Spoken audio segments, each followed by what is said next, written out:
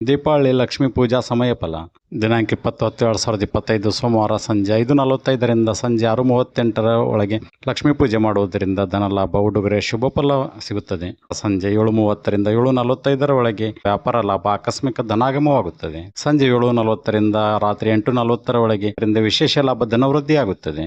ರಾತ್ರಿ 8:49 ರಾತ್ರಿ 10 ಗಂಟೆಯೊಳಗೆ ಲಕ್ಷ್ಮೀ ಪೂಜೆ ಮಾಡುವುದರಿಂದ ಉತ್ತಮ ಪ್ರಗತಿ, ವಿಶೇಷ ಲಾಭವಾಗುತ್ತದೆ. ರಾತ್ರಿ 10:12 ರಾತ್ರಿ 10:55 ಒಳಗೆ ಸಂತೋಷ ವಾರ್ತೆ, ಕುಟುಂಬ ಯಶಸ್ಸು ಸಿಗುತ್ತದೆ.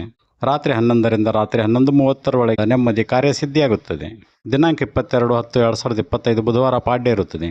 ಸಮಯ ಫಲ ಬೆಳಗ್ಗೆ 4:40 ಬೆಳಗ್ಗೆ 5:30 ಒಳಗೆ ಲಕ್ಷ್ಮೀ ಪೂಜೆ ಮಾಡುವುದರಿಂದ ವಿಪುಲ ಧನಾಗಮ, ಧಾನ್ಯ ವೃದ್ಧಿಯಾಗುತ್ತದೆ.